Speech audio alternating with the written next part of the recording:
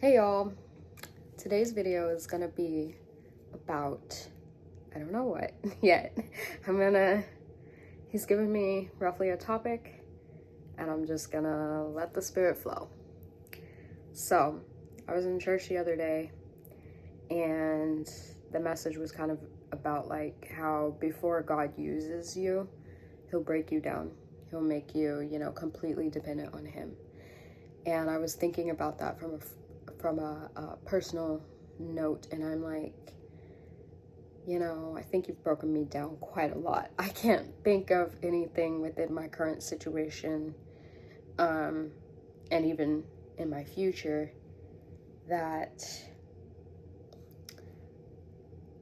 is like my thoughts or my feelings or my blah blah blah. Like, it's all, I mean, I have my personal thoughts and feelings, but it all kind of comes subject to also what he thinks and what he feels and his will ultimately. And when I said that, I was kind of directly referring to the situation I went through in January. I shared it on here that it was like my week through hell. I didn't talk much about what went on. Frankly, it doesn't matter, but it was a very interesting week of what felt like just a bunch of spiritual attacks, torment, all that stuff, in various ways, but a lot of it had to do with like my future and everything, and what he's promised me. And it was just, I felt such a heavy like darkness over me that whole week. And the thing is that the Lord, he warned me about it. He said like something about like, this week is going to be hard, but don't forget what I told you, something around those lines. And when I tell you, that was really, really hard. Maybe I'll go into detail at some point about what that looked like. But when the week was coming to an end and I was just like, I don't even know how to function. Like, I felt like I literally went through hell and back. And all I could say was, have mercy on me, God, have mercy. That's all I said. Nothing else. There was nothing I could beg or plead or whatever. Anyways, and then it just started to lift off of me. Like, it just, I don't know how else to explain it. It was just this darkness, this heaviness, this pain, and then all of a sudden I was kind of like just set free. That's how it felt. And I'm like, oh my God, what did I just go through? And I kind of sat with it a lot, and I didn't really know. But when I was in church and I said that thing about, you've broken me down quite a lot, blah, blah, blah, and I was referring to that situation, the Lord said, that was for you. That week was for you, or something to that effect. And I was like, wait a minute, that week was for me? That week was for me? That week was for me? Like, I just kept repeating that in like all these different ways with a different kind of understanding each time I said it, or a different, I guess, headspace each time I said it. And it dawned on me then and there that this is the word that he was giving to me, that sometimes the Lord will bring us to our worst fears or perceived fears. Sometimes he'll bring us to that place. He'll make it seem so real, or will be real, or whatever. He'll bring us to a very difficult situation.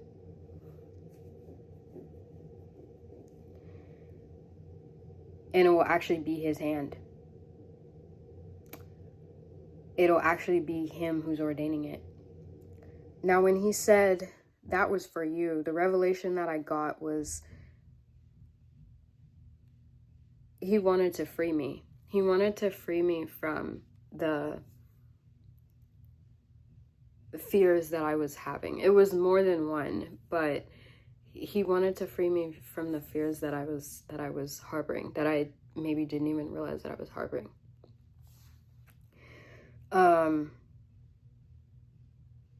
And it's crazy because looking back at it, I would never want to repeat that again. Like, it was really an awful feeling, an awful time, an awful week, blah, blah, blah.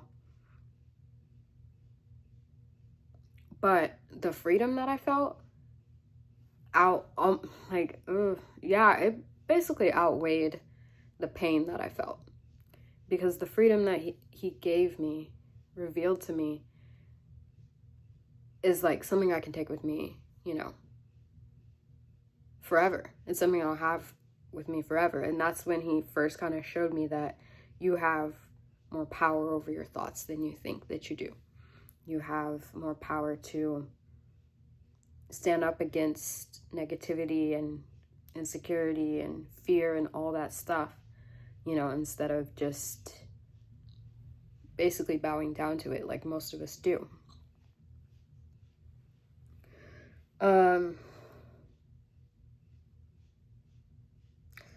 So he showed me that was for me, to free me, so that I will always have oh man, it sucks that I had to go that way, but that I'll always have that reminder of that pain, but also that freedom to never have to walk in that level of fear or that much fear ever again. Because it's really like, it's the way in which most of us think, but it's literally not self-serving at all. Like, it does nothing for us, only creates negativity.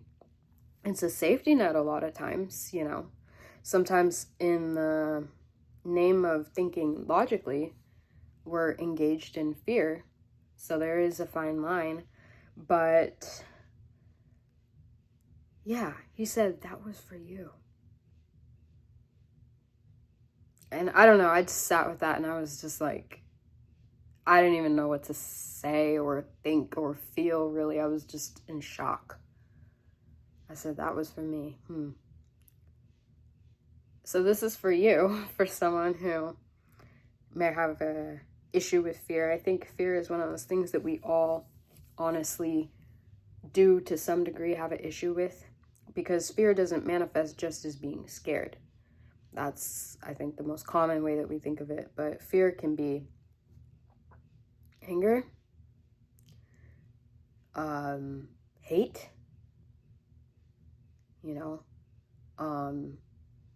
insecurity, jealousy,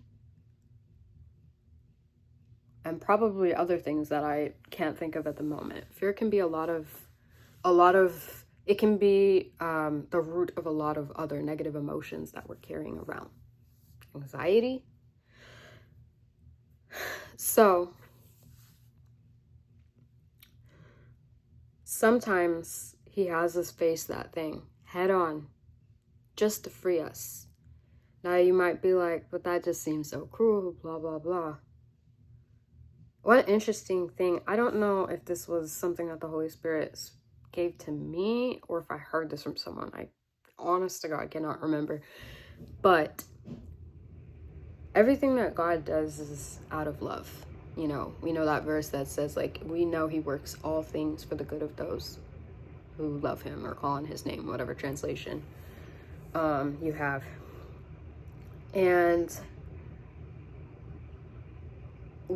his love is so perfect that it's very, very easy to misunderstand. It's the best example that I can give to it is, it's like the tough love parent, or even just your average parent. When you're a child, they're gonna tell you, no, you can't do that, you can't do that, and you're like, you just don't want me to have fun, you just hate me, blah, blah, blah. We think of them in those ways. I feel like that's a pretty universal thought that comes into the mind of kids, but it's because they see things from a different perspective, and they know, you want to do this, but if I let you do this, it'll really harm you, or maybe kill you, or whatever the case is. That's how God's love works as well. But even from a higher perspective and a more perfect perspective, something that we can't even really wrap our heads around or reference any real love. That's like the closest comparison that I can think of anyways. His love kind of hurts. I'm not gonna lie. I've even shared that, like, when you feel his presence, people can react to it differently. But I know for me, like, it feels like, am I more alive or am I being killed? Like, it could go either way. But it's there's no middle ground. Like, it's one or the other. Because the weight of that much pure love and that much peace and that much holiness and all of that is just, it's too much. It's actually just too much. It's the best feeling in the world, but low-key it feels like you're dying. And I hope and pray that everyone who watches this video has had or who wants to have that kind of interaction with God does, because it's absolutely available to anyone. If you haven't had it, get ready to have it, but I kind of went on a tangent a little bit, sorry. But yeah, his love often feels like tough love, and in the moment it never really feels good, to be honest. But when I think about when he said that was for you, it's just like, oh my gosh, like I'm still like in shock, because it's like, that amount of freedom, like, I've already talked about this, so I'm not gonna like go on a tangent again.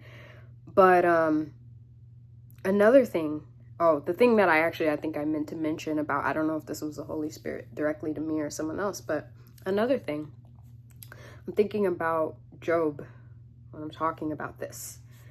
And there's a verse, I think it's probably either somewhere in like chapters 1 through 3, I don't know exactly where, but there's a verse in there that says something about like, and it's Job speaking, he says, what I feared the most has come upon me, or something like that.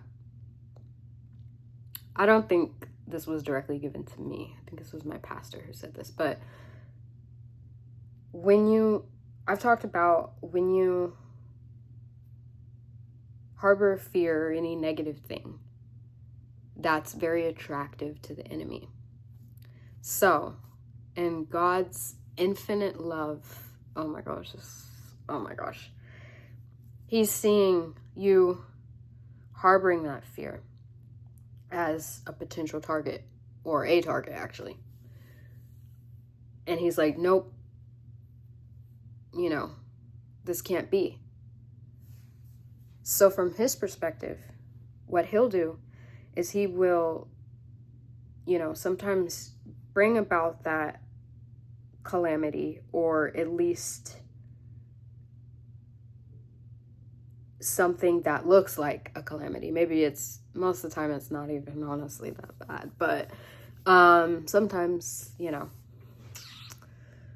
sometimes it will be his hand behind some of the stuff that you're going through.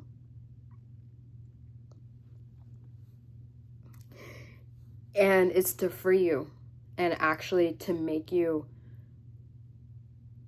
not only have freedom then and there, but to walk in that freedom and to never have that be something that the enemy can use against you, if that makes sense. So ultimately it is for your good. And I know that sounds a little like, why doesn't he just like send angels to protect you? Why?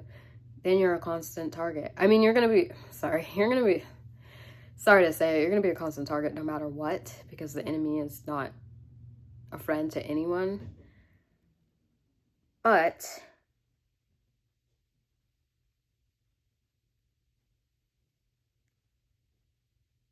you'll become less of a target Actually, no, that's wrong. Convicted, yeah, no. You don't become less of a target, actually, the more you walk with the Lord. You actually become more of a target, sorry. But how do I say this? You can, ooh, Holy Spirit, help me. Okay. The attacks or the pain or the disasters that you'll go through inevitably in life, regardless of the enemy's hand on it, will be less of a threat or a detriment to you, if that makes sense. So it's like, I mean, you're not gonna get out of anything as a Christian. Like, you know, your life is not gonna be cushy. No one's life really is. But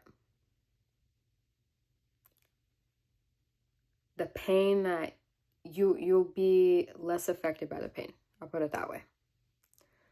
It won't have the sting that it would have had on you if you're walking with the Lord. Because again, he works all things for the good of those who love him. My last point, I feel like I kind of rambled a little bit, but I hope this helps someone. My last point is when I was talking about how to discern if an issue is, a spirit or not, a problem that you have is a spirit or not. I think one thing I forgot to mention is that, you know, it says in the word that, I don't know where, I want to say it's like in Numbers or something like that. God says, I bring blessings and calamity, something like destruction and peace or something like that. I, the Lord, do these things. I know some people like to say, oh, it doesn't mean like destruction like that. No. If he is omnipotent, then we have to realize that, yes, some things, I mean, nothing will transpire on this side of the heavens without his ordaining of it. Sometimes the issue that you're facing is actually God ordained.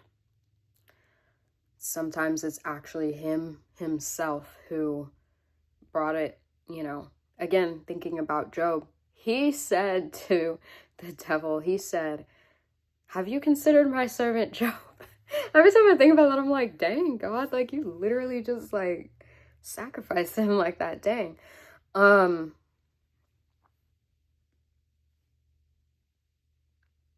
Some of it will be his hand. And if you watch that video, one of the things I said is if it's a cyclical problem, that's a spiritual problem. Some things we perceive as a problem that aren't necessarily a problem, but if it's a cycle in general, there's a spirit behind it. So for instance, I'm trying to think of an example that's not my own, but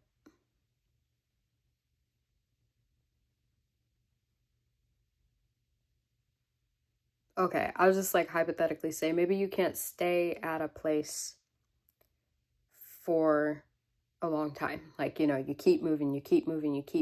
And this isn't like restlessness. This isn't like you're a bad roommate or something like that.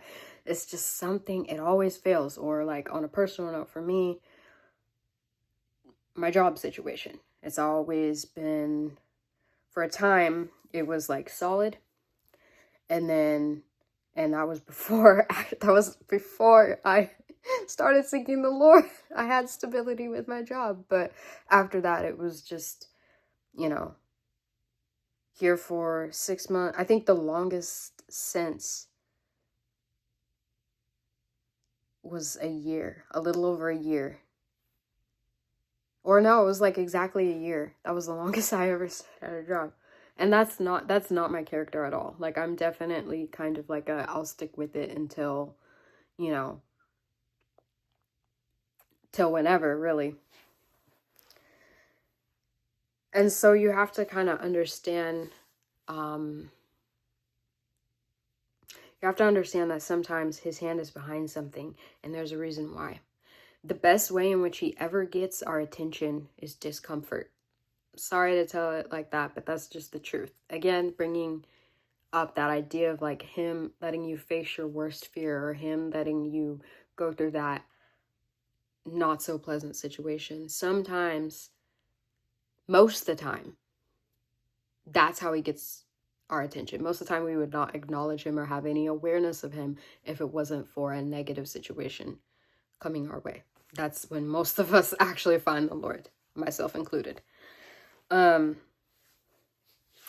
So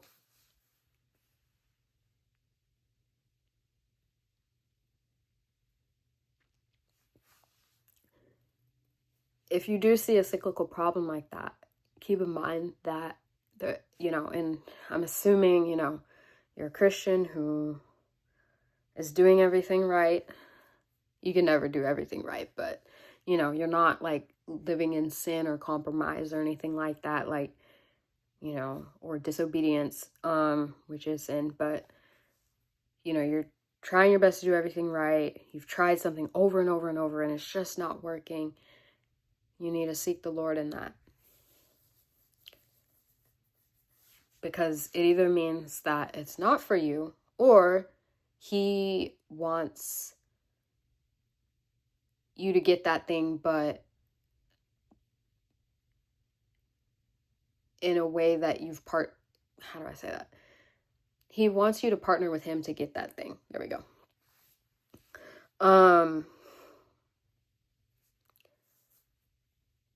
So yeah, I hope that helps someone. Sometimes the issues that you're facing are actually God ordained. And if that's the case, the only way, if it's a spiritual issue that's not God, then, I've given you some tools to help you get free from that, because you don't want that.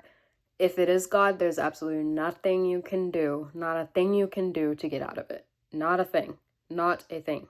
So you might as well figure that out, partner with him, and walk it out with him, because you'll just waste your time, energy, money sometimes, whatever the case is. I'll give an example. This is going to be my last point. I felt like the Lord called me to go to Ireland. I wasn't entirely sure why. Now I understand it a little bit better. And he was. But sorry, I kind of messed up. When I first had the idea about going, I didn't realize it was from the Lord because I wasn't close to the Lord. But I kept trying and I kept trying. I did this. I tried to go to this school, tried to go to that school, tried to just go, try to do like a volunteer thing, all this stuff. And everything failed. Everything failed. But I'm like, but I know I'm supposed to go. And then when I started seeking the Lord, I'm like, I don't know why, but this feels like something that he wants me to do. But I don't know why. And it was something that he wanted me to do. And it was by his hand that I got there. It was only by his hand that I got there after trying for, was it years? It might have been years. But I definitely tried so many different times and wasted so much effort and time. Oh my gosh. And then when it came time to go, he just moved this out of the way, moved that out of the way, brought this in my life, brought that in my life. It was just like that. And I'm like, whoa, okay. So sometimes it's not that you're wrong. Like I say, sometimes he just wants you to partner with him to get that thing. I've also experienced that when it was just not for me. For instance, going away to school. I didn't realize that was like his hand was against that. And I'm literally fighting with him. Just do yourself a favor, please. Don't waste your time like I did. I'm trying to help. Assess your problems. Assess the root of your problems. If your problems are cyclical, know that a spirit is involved. If it puts you in a cycle, know that it's a spirit involved. Now discern what that spirit is, where that spirit's coming from. If it's God, don't argue. Don't do anything. Just say, Lord, I submit, you know. It won't be comfortable. It won't be easy, whatever, but you'll waste so much time. Oh my gosh. So much time. And you're not going to win. Like, you're just going to just keep going over and over and over. And it's just, yeah. So, I don't know. I hope this video helps someone. I know it was a little bit all over the place, but, yeah, I hope this helped. Okay, bye.